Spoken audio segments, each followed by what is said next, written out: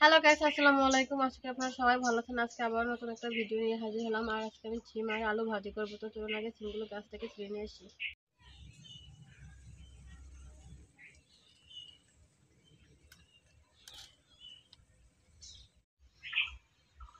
এই দেখুন, আমাদের সিম ছিঁড়া হয়ে গেছে।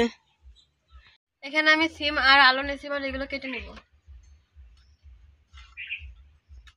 এই দেখুন, আমাদের সিম আর আলু কাটা হয়ে গেছে। এবার আমি এগুলো ভালো করে ধুয়ে নিব।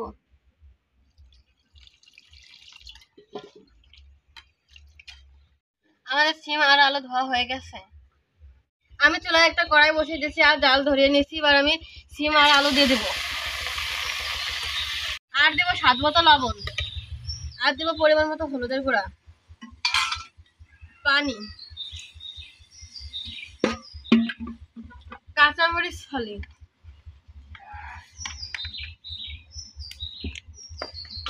এবার এগুলো আমি একটু মিশিয়ে নিব। আমি একটা ঢাকনাতে ঢেকে দেবো আর 5 মিনিট আস্তে আস্তে আস্তে রান্না করে নেব। ফিরে এলাম 5 মিনিট পরে। এবার আমরা ঢাকনা নামিয়ে নিব।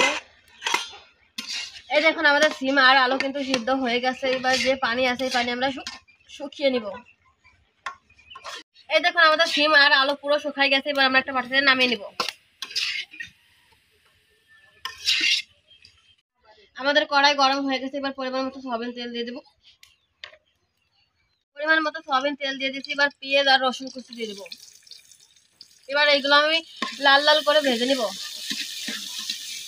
আমাদের লাল লাল করে ভাজা হয়ে গেছে ফোড়ানি। এবার আমি আলু আর সিম ভাজি দিয়ে দিব। এবার এগুলো দিয়ে আমি 1 মিনিটের মতো ভেজে নিব। আমি 1 মিনিটের মতো ভেজে নিচ্ছি। এবার এগুলো আমি একটা বাটিতে নামিয়ে নিব।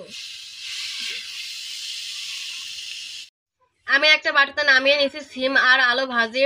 ভিডিওটা ভালো লাগলে আপনারা অবশ্যই একবার হলেও বাড়িতে ট্রাই করবেন। ভালো লাগলে like, comment, share and subscribe করবেন। ভালো থাকবেন। আল্লাহ হাফেজ।